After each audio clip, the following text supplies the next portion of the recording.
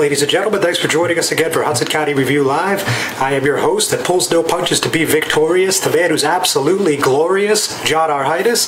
Today we're joined with the Jersey City Board of Education President, Sudhan Thomas. Sudhan, thanks for coming on again. Good afternoon, John. Good to be back here. Great. So obviously, Sudhan, it's an opportune time for me because we just had the first teacher strike in 20 years, and this was something brewing for a long time. I think the first teacher protest was December. I think maybe the first week of December, if I'm not mistaken. And fortunately, it only lasted for one day. But just looking back now that it's all in the rear view, I mean, what's your take on everything that happened that led up to this, and finally letting cooler heads prevail? Thanks, John, for having me here. Well, the new board, we inherited this on January 9th when it was reconstituted, and I was not part of the negotiations last year because I was, waiting off the 1 year cool off that I had to do because the NJEA had endorsed me for my election. Mm-hmm. So really the clock started for us on January 9th. And by the time we got on the scene, there was a lot of tension and pressure from both sides. There was a lot of angst. Teachers had already come to several of our board meetings and had protested. So the temperature was already very high. Sure. So there were different ways in which we could do this. One of the strategies that was being put out was to send it to an arbitrator so we could get it out of our hands. Right, the mayor mentioned that. He mentioned that independently, but internally these were things that were being discussed. And I was personally not comfortable with that. I said, the people have elected us, they have put us in this responsibility.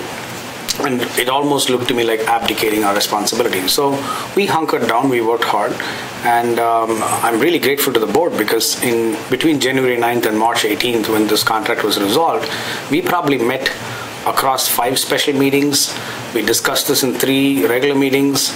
We had 2 workshops. We sat with the JCA in about 7 to 8 labor negotiation committee meetings. In the end, the day this was settled, we worked from 8 o'clock in the morning to 9:30 at night, non-stop. I don't know of other boards which will put this much of time and and effort into something like this. So I'm really lucky as a president to have a great board because I got full support and commitment from our board members, and we were able to get to where we are right now. There's still a lot more work to be done, but I think the biggest challenge is behind us. So heading into that board meeting on that Thursday night, I guess it was just like a week ago now, there was a lot of people that believed, cooler heads were going to emerge sooner than later, and, the board was going to be able to come to an agreement. Obviously, that didn't end up happening. So what went wrong there, and what do you think was the turning point where you said to yourself, all right, this probably isn't going to happen tonight? Actually, that doesn't really 100% accurately represent what happened. We did our piece of what we had to do on that night. Yeah. We voted. The board, which 6 members of the board can vote on this contract, and 4 members of the board voted yes in the public session, which was I think around 11:45 at night, to advance our final counter proposal to the JCEA. And I called from the board meeting to the JCEA office to speak to Mr. Greco to tell him that the proposal is on its way. He was not available. A staffer attended the phone, but they were not able to locate Mr. Greco. And so after the meeting, I tried to locate Mr. Greco for the next 2-3 hours to try and see if I could personally deliver the proposal. We couldn't. And in the meantime, we started getting news that the JCA was going on strike. And it was only by 4 o'clock in the morning it was clear to me that they were going on strike. And somewhere in that time frame, a robocall went out from the district, right? Yes. To the parents, let them know that there was going to be a strike, right? I'm trying to get to the bottom of it. I'm not sure what the sequence of events surrounding the robocall are. Okay. We were there with the superintendent in the caucus executive session as well as open session later on. I'm not 100% sure. I'll have to get back to you after I ascertain the actual facts. Sure. That piece of it is still a puzzle to me. But what I can tell you is the board did what we had to do. Who jumped the gun on this? I'm trying to determine that. I'm trying to figure out.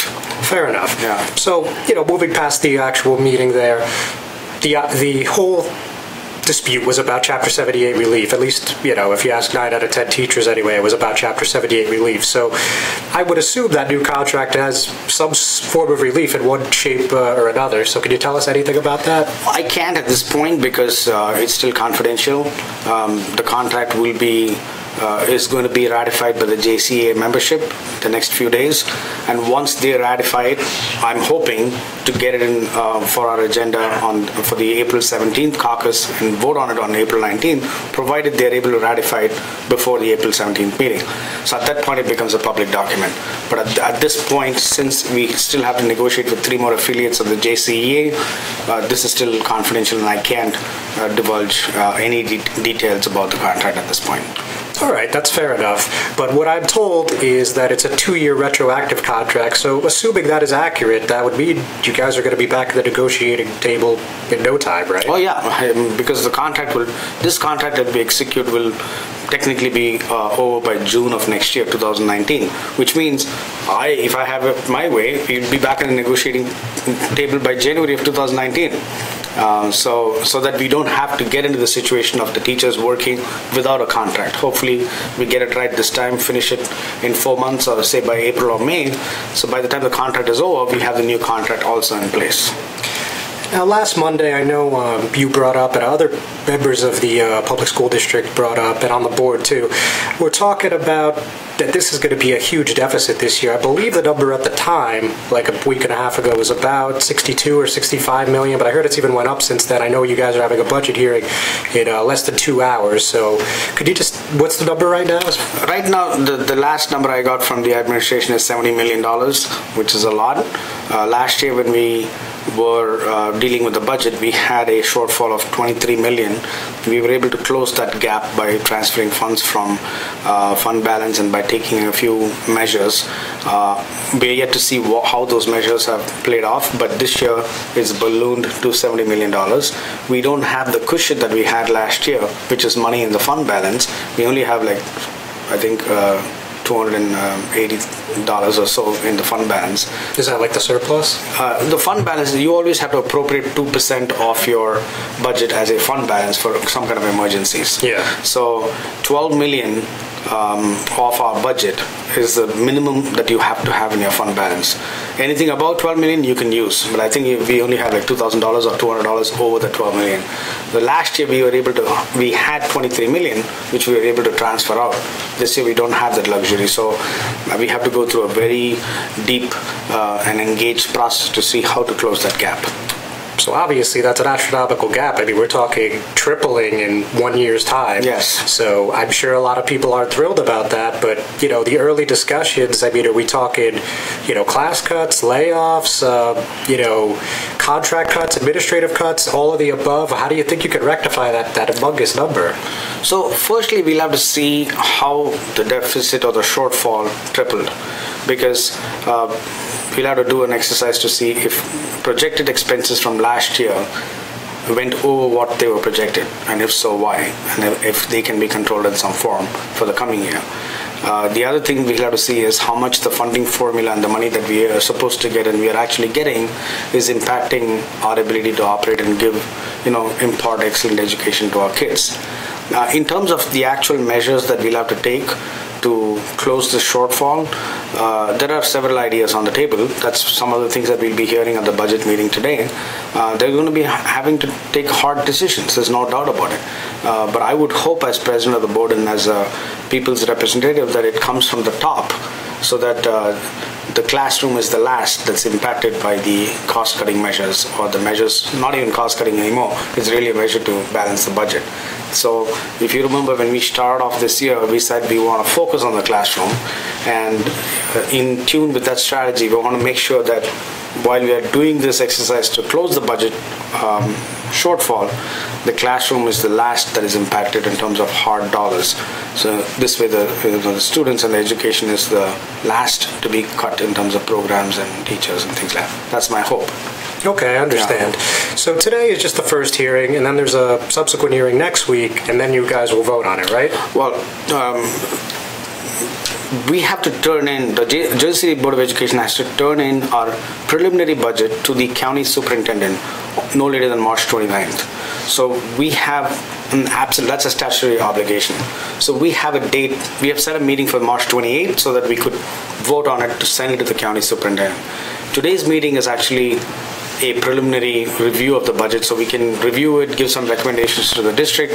They can come back and present a final preliminary budget next week. Now, historically, we've not had 2 meetings. We only had 1 meeting, and the board would assemble in smaller workshops. Yeah.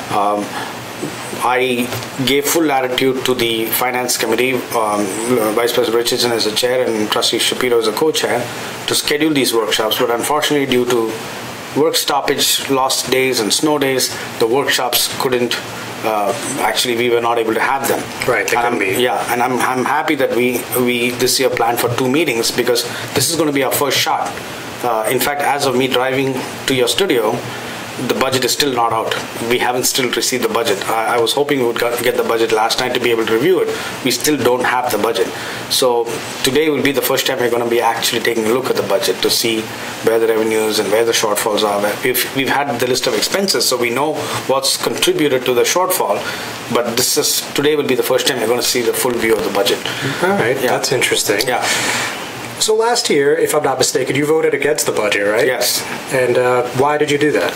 Well, I was very vocal about it, John, if you remember, and I did not agree with some of the projections in the budget.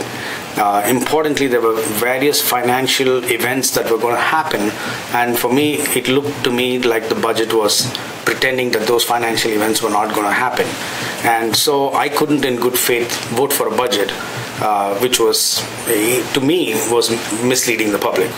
So that's why, if you remember, I took a lot of criticism for voting no in the budget last year, because I broke with the president and I was the vice president last year.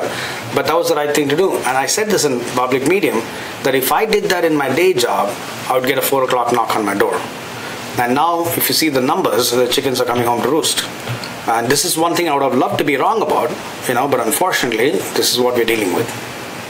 All right, and again, obviously the hearing hasn't happened yet today, and we'll be there to make sure everyone's informed about what does go. Thank you. But yeah, no problem. But just in preliminary discussion, the very early talk among the administrators, the school district, what kind of ideas are being tossed out there? Anything yet? Well, we've only heard traditional ideas. If I look at it from where I see the budget is a $700 million budget. If you have a $70 million hole, you look at what the composition of the budget is. You have $300 million in payroll, 300 million non-payroll, and 100 million in health insurance. You would draw it down, it fits into your 70 million hole, 30 million payroll, 30 million non-payroll, 10 million insurance. That's Armageddon. You don't want to do that, because if you're looking at 30 million in payroll, you're potentially looking at 350 layoffs, which you don't want to have. Yeah, those are massive numbers. So you want to put the pressure on the non-payroll piece of it. So, this, for instance, of the $700 million expense budget that we have, we spend about $65 million on contracted services. I want to take a look at that and see what's the breakdown. Is there any way to shrink that number? We are spending about $55 million in charter schools.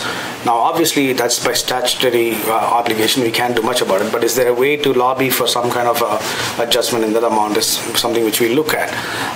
Then we spend $14 million on lunch duties, stipends, and sport payments. Is there any way to work around those numbers? And we're spending about $11 million on insurances. Much of these insurances are on account of legal activity. So is there something that we can do to get the number of legal incidents potentially down, so that our payments there can come down? We spend $21 million on prescription drugs because we are self-insured. Is there any way to tweak that number? So those are the numbers I want to be focused on, speaking for myself, and have going to payroll as the last hit, because there's $300 million to play around here. And there's $100 million on health insurance. And I'll tell you, health insurance, our system is a disaster. Across the United States, companies spend $14,000 per employee for health insurance. We spend $24,000 per employee. There's something wrong with our system. The system is broken. Across the United States, companies spend 7% of their total expenses on health insurance. We spend $18 million of our expenses on health insurance. So there's something really wrong. I've actually tasked the health committee Trustee Ali is the chair and Trustee Digis is the co-chair, and they've come up with some concepts. In fact, we're calling it the Roman Valentine Affordable Healthcare Plan. Interesting. Yeah, we're coming up with a bunch of recommendations to the district administration to see how we can reduce that health insurance expenditure without actually having to go down the path of layoffs. So those are the things, that smart ideas that we're trying to see as the first step before we go into traditional approaches. So on that last point about possible new health plan, could you give us just a little preview about what that could potentially look like? Like, for instance, right now we are working to the state school employees insurance program, and we're spending, I think, almost $90 million on that program to cover our 4,000 employees. So we want to try and see if there is a way to get out of this state school employees fund and work directly with an insurance provider like Blue Cross and Aetna to see if we can get a lower premium per employee. The other thing is, when I look at our healthcare plans that our employees have, I'm not 100% convinced that we need the extent of coverage that we are giving to each employee, and that is a decision that they have to make. So proper counseling on the various plans that are out there, so that an employee can say, hey, maybe I don't need plan platinum and I can just go down to plan gold and I can still be able to have access. The single young people, do they need those platinum programs? Maybe they can spend lesser if they are in the gold or silver plans. There's a lot about education that we have to give to our employees as well, instead of them having to take a plan that we don't need a bulldozer to cut a tree, right? I think a lot of those plans that we have out there are bulldozers that are being lined up to cut trees, which we don't need to do. So that's the thorough exercise, and I think by doing those measures, there's a possibility for us to save up to $15, even $20 million. And that's 1/3 of the shortfall. Yeah. So that's something that I really want to go after, to try and see how we can. And these are non-traditional methods, because the easiest for any finance person who will operate without a heart and mind would say, just lay them off. Just lay off people. We don't want to do that because we're in the people's business. So every teacher you take away is going to impact 20 to 30 children. So we want to do that as the last thing if there's nothing else that can be done. But there are tough decisions that we can take, which will take time, and public sectors are notoriously known to be slow, and they may go for quick fixes, but that's why you have an elected board to stand as a guardian and say, hey, we want to do it the right way. So hopefully we are able to influence this process in the right direction and be able to give the right recommendations and create the right planning and policy to be able to do this in a sensible way. And when's the final budget due? So the preliminary budget goes out to the county superintendent on 29th of March. Then it comes back to us after a month, and then I think we have about 6 weeks to send the final budget to the state for final approval. Okay, so you got a little time. Yeah, we got a little time, but this you need to stay in control of the process, and the way to stay in control of the process is to send it to the county superintendent so that she can send it back, and then we are still able to make changes thereafter as well. So what we send out on Wednesday may not be the final of it. We still have another take at it. All right. Yeah, and the reason why I came up with the plan of having 2 meetings is because the public have always complained that they get the first visibility to the budget on the day we are voting, which I think is unfair because it's their money that we're spending. Mm-hmm. We are just elected custodians of that money. So that's why I came up with the idea of 2 meetings, so the public can have the first introduction today, and then they have 4 days to hit us with their questions and thoughts and recommendations, and then we do a vote on the preliminary budget next week. Got it. All right, so I appreciate the input and the feedback. I mean, let's move on from the numbers, though, for at least a moment.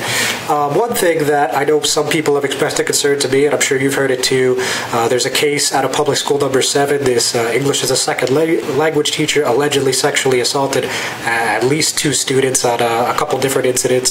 So this is something that, of course, goes up to the administrative level and obviously the criminal level.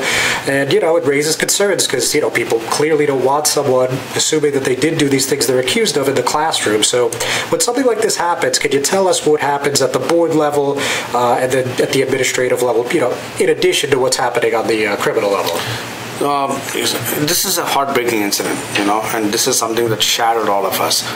This is a parent's worst nightmare coming true.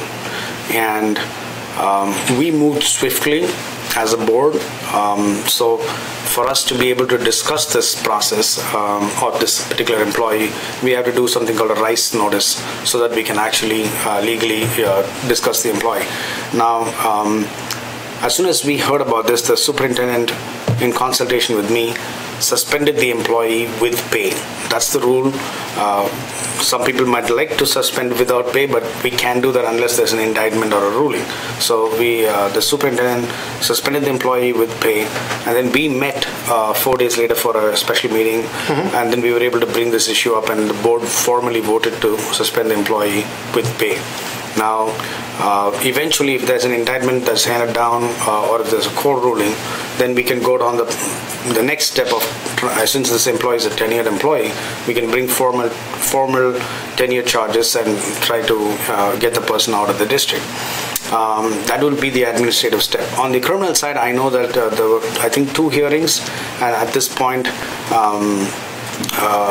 this person is now, I think, in a kind of a home arrest situation.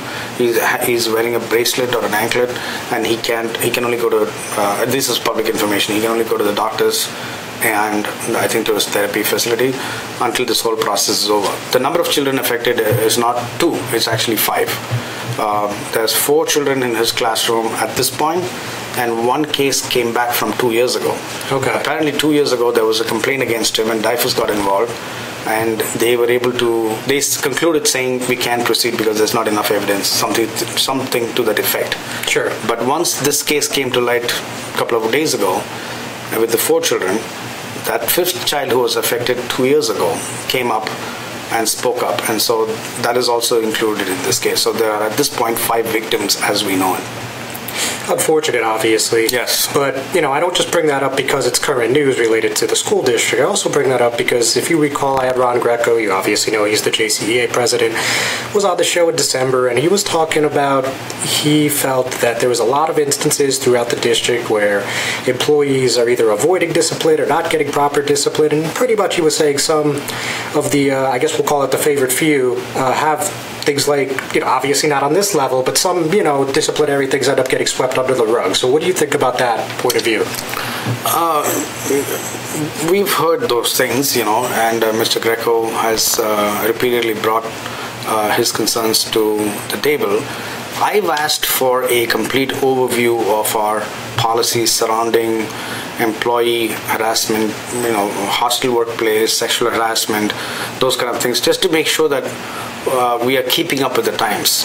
For instance, today, if a child writes something on the children's side, if somebody writes something on social media, I'm not 100% sure if that if there is a policy that protects inside of the school for something that's happening in social media, but that is some kind of a bullying, if you know, because everybody's on social media.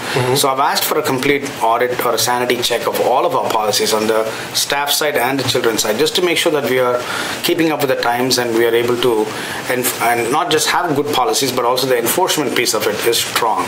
I am not 100% convinced that the enforcement on the staff or the children's side is strong, because last year as vice president I was also the legal chair, and I saw the number of cases that came up every month. And I understand we are a big district, 27,000 children, 4,000 employees, but I still think that number is high. And what number is that? Just the number of incidents, of employees complaining or bullying cases. So it's just not the laws creating policies, but also enforcement and educating people on the information as to what is the red line that folks can't cross. So it's a 3-dimensional effect or work that has to go. And I want this board to be able to put time into this, because we need to control the agenda. We don't we can't allow outside events to control the agenda. So I've been repeatedly saying that we should do a review of our policies in this space, and I'm hoping to get that done so that we can keep in line with the current times and make sure that enforcement and education is also going hand in hand too, so that we can bring these incidences down.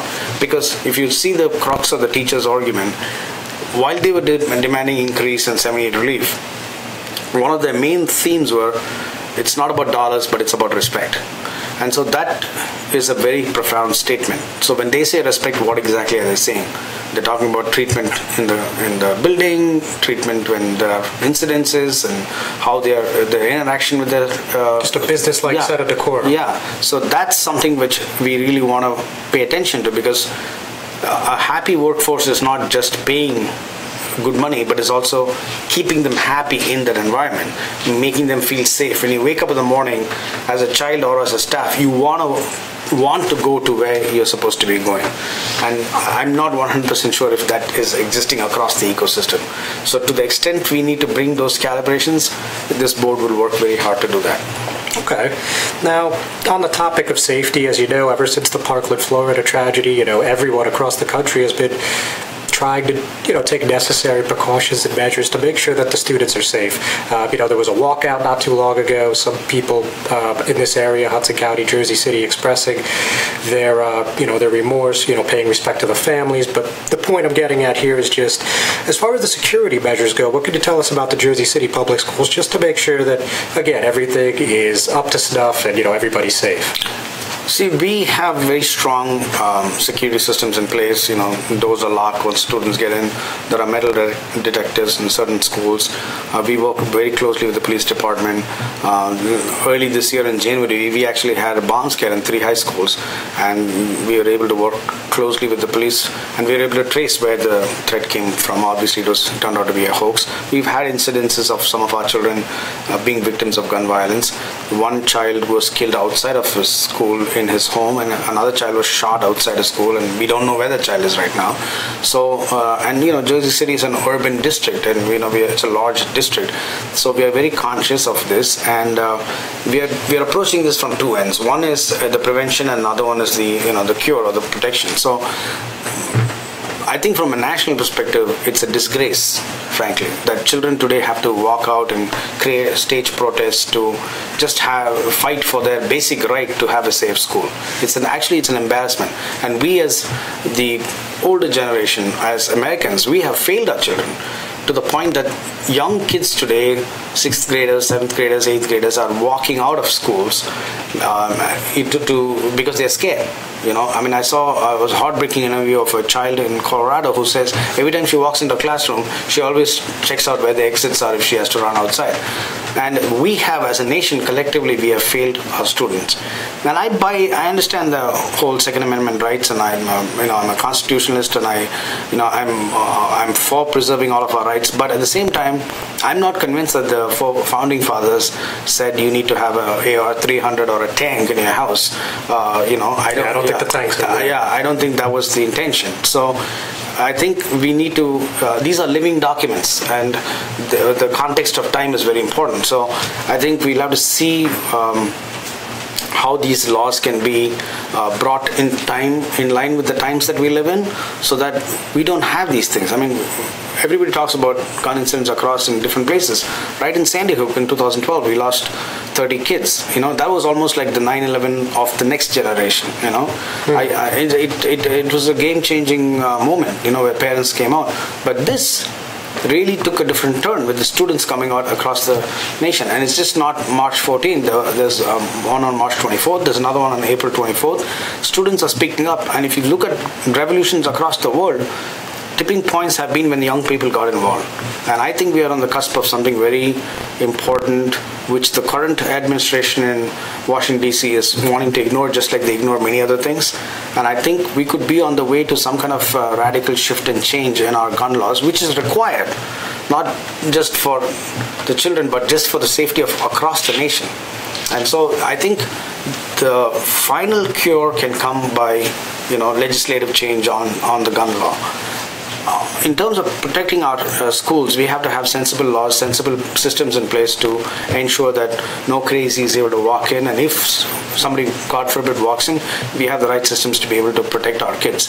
I think the coordination between the district and the police department in Jersey City, shout out to Chief Kelly. It's an immaculate system in place. Every time we've had a threat, they've responded to us in full measure. Recently we had a threat about a child, of somebody wanting to bring a gun into Ferris School, and they found this person in Brunswick within a couple of hours. So so things are, I'm fairly confident that we are in a good place, but we have long recognized as a board the issues facing safety and security of our children. And that's why this year we created a new board committee, Safety and Security, to do a complete sanity check and see, are we ready for threats of our current time. When you and I were growing up, I don't know if you remember this, but we used to have nuclear drills, and we all used to run under the classroom, under the benches, or we would go to the nuclear shelters in the schools. I've seen tapes, yes. Yeah, okay. So we are a couple of years apart. but now the threat is different. So are we ready to, are we adequately protected or trained? Do we have policies to deal with those threats? Our former teacher was telling me the other day that a couple of years back, apparently Lincoln High School had 81 bomb threats in 1 year. Wow. And they didn't close the school even one day. Huh. In 1 year, they had 81 bomb threats. What year is this approximately? I don't know, but it's probably about, let's just say about 5 to 10 years ago. Oh, okay. Wow. Beyond 5 years. No, beyond 5 years for sure. Not under the superintendent. It happened before that. Yeah. So let's say 10 years. But not ancient history either. No, yeah. So now we had a bomb threat and we had to take certain countermeasures. So we want to take a good look at that policy and see, are our policies and systems in line with today's demands? That's something which I'm not sure. I can't say that we are, if there's a cyber attack on the school system, are we ready to deal with that situation? I'm not 100% sure. So those are the things that this safety committee will look into. That's well, that sounds like good forward thinking. Yeah. That sounds like a necessary committee. Yeah. But talking about Washington and talking about these kind of endeavors, as you know, President Trump has talked about the possibility of arming teachers and giving them some sort of stipend or pay raise if they get the proper training to carry a firearm in the classroom. What's your take on that? This is ridiculous. You don't solve the problem by arming teachers. You solve the problem by removing it at the source. You have to solve the problem by changing gun laws. Coming from a president, his approach should be, and I'm not the president of the United States, but I'm president of the board, and I can give him some free advice. I do the distinction. And I know there are many people out there in the country who can give him free advice, which I think he should take. And as a president of the United States, his macro level view should be to be looking at changing gun laws or making our citizens more safe through policy change, not by getting down to the school level and saying we should give the teachers guns. The liability issues, the training issues. What if the gun goes off in somebody's hands? We had an incident last year when a child brought a gun to the school and it accidentally went off and he shot himself in his foot. It's a real thing that happened. I'm not making it up. He actually should have shot himself in his foot. I believe you. And so in PS-15. Now, as a president of the United States, it's embarrassing. It's not just what he's doing already, but as a president of the United States to come in and say that teachers should be armed with guns. And he comes from a party which has always talked about reduced government interference, small government, and government not encroaching into people's space and dictating what they should do. And here's a man from that party coming and saying the teacher should have guns. This is the greatest violation of space that I've seen from a Republican president. These are the guys who talk about small government. These are the guys who talk about personal independence and the government not dictating. And this is the same guy who says teachers should carry guns. It's the most ridiculous thing. Our teachers are the first responders of our school system.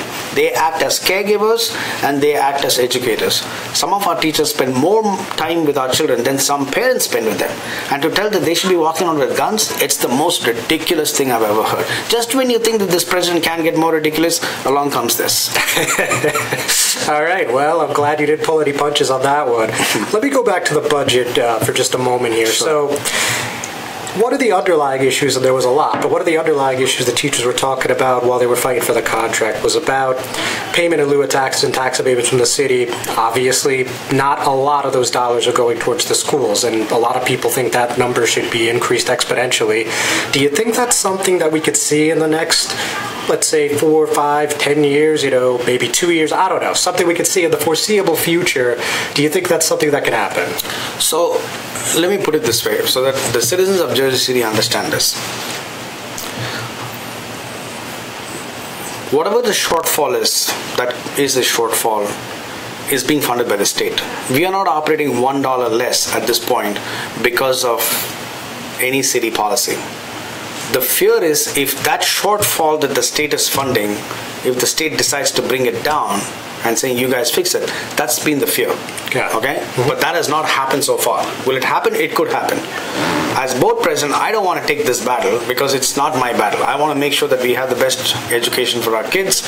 I want to fight to make sure that we have full funding in our districts and our money is spent wisely.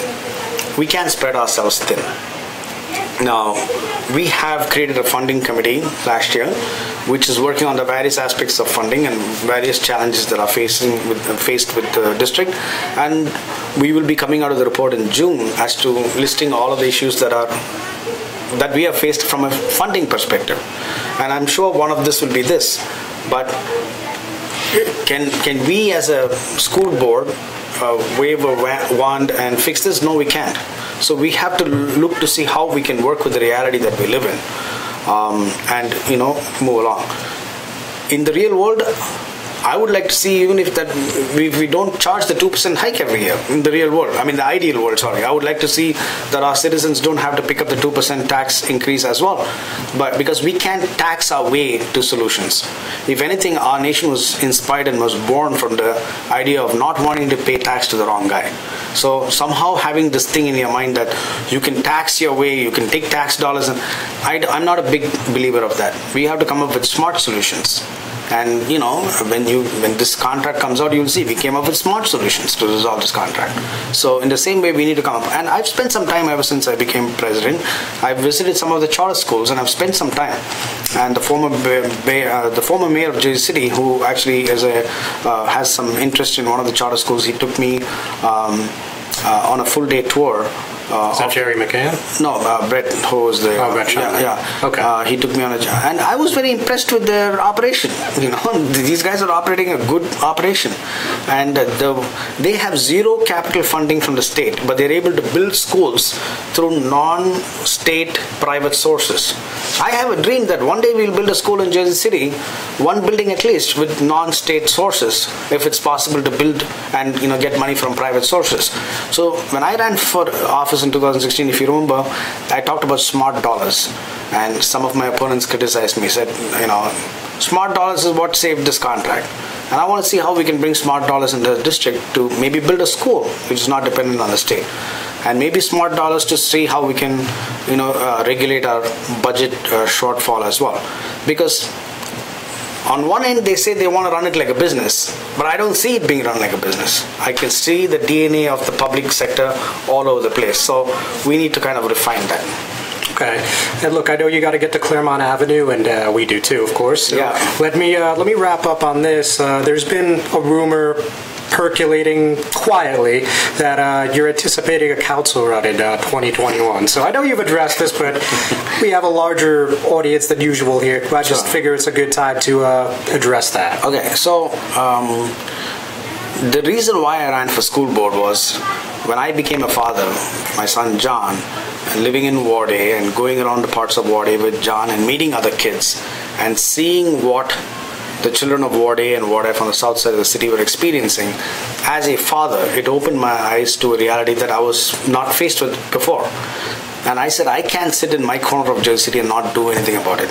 The only reason why I ran for school board is because I wanted to do my bit to this great country to give every child in Jersey City a shot at the American dream.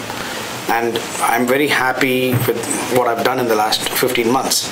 I plan to run, and you can take this as official, I plan to run for re-election to the school board next year when my term comes up in November of 2019. I'll be running for election. I have no interest in city council. The domain and experience that I gather here doesn't transfer into the city council. It's two islands. I will not add value to the city council with the experience that I have gained in the school board, which is a lot because I was the vice president the first year and I'm president the second year. At the end of 3 years or 6 years, I have a strong resume. There's no contiguity in the city council. These rumors come from a source, because what happened was last year when I ran for Hudson County Committee, I had to do a mailer. I wanted to do a mailer, and I had debt on my school board campaign committee. So my campaign treasurer advised me to create a separate account. And in those boxes, you only have 4 choices. You have municipal, county, state, or federal. So since I'm running for the lowest office, which is Hudson County Committee, I chose County Committee. Now, we did that mailer, we paid, it was over. At the end of last year, my campaign treasurer told me, Sudhan, we are having 2 campaign accounts now for you. Your old Board of Ed campaign, which has about $11,000 debt. Your new county committee campaign account, which has no debt. And he has to file 2 reports every 3 months or 6 months. So he said, why don't we just merge everything into one account? I said, sure, go ahead. So then we need to only file 1 report every so often. So we created one account. On January 1, when I went to the mayor's inauguration, I met a person whom I know who said, hey, you have an invoice from a printer that's pending from your Board of Ed race in 2016. Can you please take care of that? I said, sure, I will, And so I called my campaign treasurer and said, hey, I want to wire $3,000 from my personal account to the campaign account. Can you please take care of this invoice from 2016? He called me back in 15 minutes and said, our bank account is closed because there was no activity and it went in a negative, so we need to open a new bank account. I said, go ahead. So a new bank account was opened with Wells Fargo, and I transferred $3,000 from my personal Bank of America to Wells Fargo. You can see that, it's all public. You can see the transaction. And then once the $3,000 went in, a check was sent to the printer from the Wells Fargo account. That was what happened. And so everybody fell on me like a ton of bricks that I'm running for city council. Let's just say I was running for city council. So what? Doesn't matter, right? I mean, this next city council is what, 2020 or 21? 21. That's 3 years out from now. But I can tell you, and this is not like the usual political talk. This is a firm commitment. I'm running for re-election next year. I have zero interest in city council. I also know when I speak to some of the senior board members like Sue Mack and Angel Valentine, who works with me now, and Trustee Roman, you need to have 6 to 9 years at a bare minimum to have some kind of an achievable record or contribution to the board. So I'm doing a lot in a short time because I'm in leadership position, and the nature of my work, where I only work 2 days a week, allows me to put more hours. The average school board member can get by with 15 hours every month in the school board. I put in about 40 hours. But that's just because of my personality. I just like to do everything the way it has to be thorough. So I think I'll have a lot to show, but I still think even with those hours, I'll need about 6 years to be satisfied that I did something tangible. So that's where I am at this point. All right, and finally, and I'll let you go after this, promise. There is that ongoing lawsuit about the ELECs and, which bank account paid who and if it was on time, not on time. I don't have it in front of me, but you obviously know what I'm talking about. I believe there was a motion to dismiss like a month and a half ago or something. It didn't go through, so I think it's still pending, but give me the update. I'm not sure. So there's no lawsuit on my ELECT account. No, that's not true. Okay, that's falsifications that people who are paid to come and talk, at the board meeting. I have no lawsuit on my ELECT account. I have a contractual dispute with 2 attorney firms that I worked with, and that's an ongoing case that's going on. And I think in the next few days you'll see some activity in that, and I'll keep you posted on what's going on. It's a contractual dispute. It has, I have a claim and they have a claim, so we'll see where that goes. But there's absolutely nothing to do with my ELECT account.